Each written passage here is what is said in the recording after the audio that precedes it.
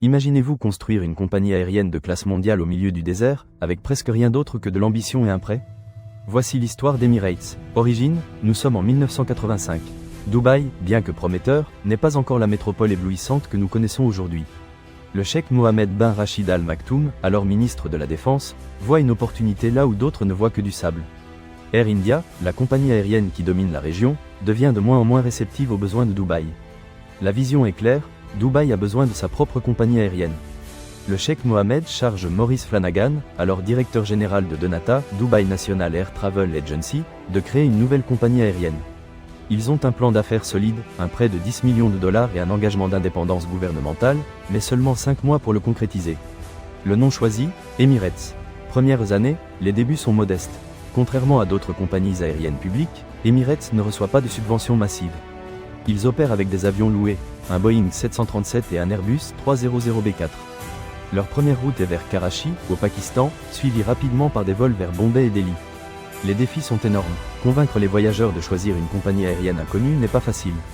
La concurrence avec les compagnies aériennes déjà établies nécessite plus que de simples transports. La clé, un service exceptionnel.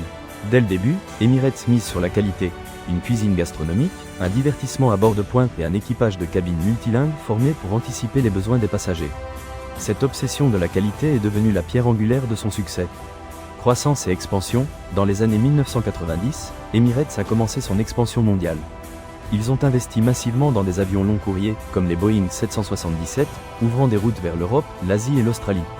Leur slogan, Fly Emirates, Keep Discovering, Voler Emirates, continuez à découvrir, mais tout n'a pas été rose. La guerre du Golfe en 1990 a porté un coup dur. Les vols ont été considérablement réduits et l'avenir de la compagnie aérienne semblait incertain. Cependant, Emirates a surmonté la tempête, profitant de l'occasion pour se restructurer et se préparer à un avenir encore plus ambitieux. Un moment décisif a été son pari sur l'Airbus A380, l'avion de passagers le plus grand du monde. Emirates est devenu le principal opérateur de ce géant volant, l'utilisant pour relier Dubaï aux principales villes du monde. Cela a renforcé son image de luxe, d'innovation et d'ambition sans limite. Les campagnes de marketing d'Emirates ont également joué un rôle fondamental. Des publicités spectaculaires avec Jennifer Aniston au parrainage sportif de haut niveau, Emirates a su associer sa marque au succès et au glamour. Mythe ou légende de la marque, il existe une rumeur persistante sur la façon dont Emirates a obtenu certains de ses chefs de renommée mondiale. La légende raconte que le cheikh Mohammed, lors de ses voyages, identifiait des chefs talentueux dans des restaurants exclusifs et leur faisait une offre qu'ils ne pouvaient pas refuser. Travailler pour Emirates, offrant leur création à des milliers de mètres d'altitude.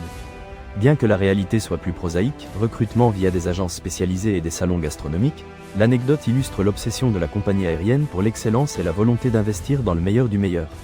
Un autre mythe, un peu plus sombre, tourne autour des normes de sélection rigoureuses de l'équipage de cabine. On dit que, outre les tests de langue et de compétences, les candidats sont soumis à un examen de sourire approfondi. On raconte que les évaluateurs analysent la symétrie faciale, la luminosité du sourire et la capacité de projeter une image de calme et de confiance, même sous pression. Bien qu'Emirates ne commande pas le processus exact, il est indéniable que son équipage de cabine est connu pour son professionnalisme et sa gentillesse. Situation actuelle. Aujourd'hui, Emirates est synonyme de luxe, d'innovation et de connectivité mondiale. Sa flotte moderne, son réseau de destinations en constante expansion et son service impeccable en ont fait l'une des compagnies aériennes les plus admirées au monde. Dubaï, à son tour, s'est transformé en un centre de connexion mondiale, en grande partie grâce au succès d'Emirates. La compagnie aérienne ne s'arrête pas là. Elle continue d'investir dans les nouvelles technologies, d'étendre son réseau et d'améliorer l'expérience des passagers. Emirates ne se contente pas de transporter des personnes, elle transporte des rêves, des opportunités et des expériences. Emirates est bien plus qu'une compagnie aérienne. C'est un symbole d'ambition, de vision et de capacité à transformer un rêve en réalité, même au milieu du désert. Car parfois, derrière un simple logo, il y a toute une histoire d'audace, d'innovation et de recherche constante de la perfection. Et vous, connaissez-vous une autre histoire fascinante derrière une marque emblématique? Laissez-nous votre commentaire et n'oubliez pas de vous abonner pour plus d'histoires de mythes et marques.